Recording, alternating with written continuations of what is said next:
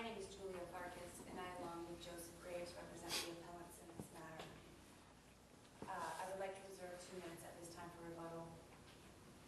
You got it. Your Honors, the main issue in this case is whether the trial court interpreted Florida Statute 380-276, sub 6, as an amended version from 2005 to abrogate a common law cause of action for negligence against the government. The main legal issue in this case is one that involves both law and fact, and we believe it's an issue of first impression before this court. Therefore, the standard of review is de novo. As a way of a little background, this case was originally filed as a wrongful death action and heard before the 19th Judicial Circuit.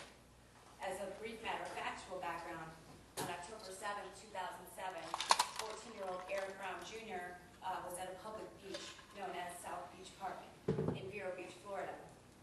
He was at the beach that day with a few of his friends when he noticed that one of his friends was having trouble swimming out in the water.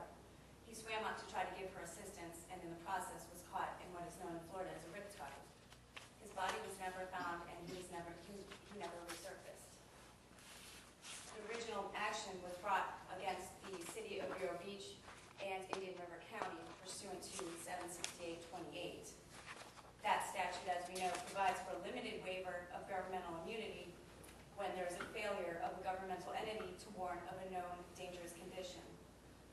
Now, as we know, this is also recognized as an operational cause of action, which is subject to the waiver of sovereign immunity. Before you go further, counsel, let me just ask you about a comment that you made at the very beginning of your argument when you said that this was a common law action against the government. At common law, though, tort actions weren't really allowed against governmental agencies. Is that correct? Your Honor, while that may be correct, the Florida Supreme Court precedent in this state, and I'm referring to the Vero case, the Avalon case, and to the Garcia case, all give a common law cause of action against the government in limited circumstances.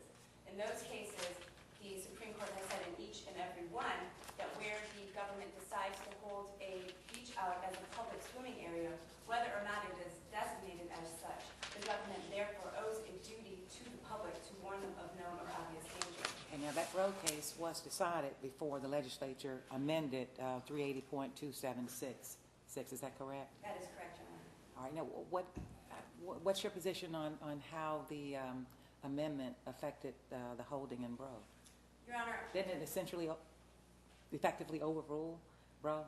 No, Your Honor, they did not. And it is our position that according to the legislative history and legislative intent, the legislature in fact intended to clarify what they said in the 2002 version of the statute. Why do we look at intent if the statute is clear and plain on its face? And I can't imagine how much plainer the language in 380.2766 could be. It seems to set out a clear intention for absolute immunity for local government agencies, state agencies, for any liability for death or injuries resulting from naturally occurring conditions on the coast. How much plainer could it be? Well, Your Honor, I have 3 responses to that. One is we believe that if you do believe that the statute is clear and unambiguous, it should be read in our favor. And that is when you look at the statute itself, it is talking about flying warning flags. It's essentially talking about a discretionary duty of the government, which we don't even try to say that we're going to touch.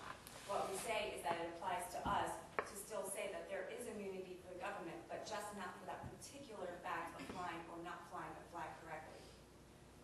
Now, my second response would be that in accord with Florida law, the statute and the case law, as they both exist, should be able to exist in harmony.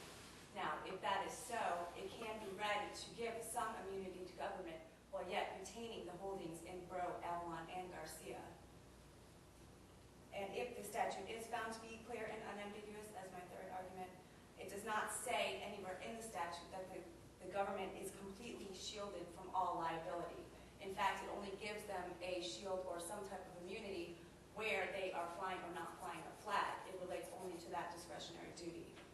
Well, in this case, is that the basis for the negligence claim that the city of Vero Beach had not flown a flag to warn dangers of the risk from rip currents? No, Your Honor, it is not. the basis of our lawsuit was that the government failed to warn of the dangerous conditions. However, the government could have taken other steps to prevent this type of injury from occurring. Other than displaying warning flags? Yes, Your Honor. The government could have closed the beach to the public. It's a very easy, simple strategy that would keep other public invitees from being exposed to the dangerous conditions, and it's a temporary solution to something that the government could have done when it knew of the conditions as they existed. While it has some type of superior knowledge, as the cases say in Avalon and Garcia, when the government decides to hold that beach out as a public beach, it is now taken on an operational duty of doing so all the time that holds it out to the public. Well, Counsel, if you read the provision in the entire statute, it's really, the legislature is really highlighting the point that there are some inherent dangers involved with the surf and other naturally occurring conditions. And so if you read that prelude before you get into the later statement in the statute that the government is not going to be liable for these types of inherent dangers. I mean, it sets up the fact that we're dealing with an inherent danger, something that occurs naturally.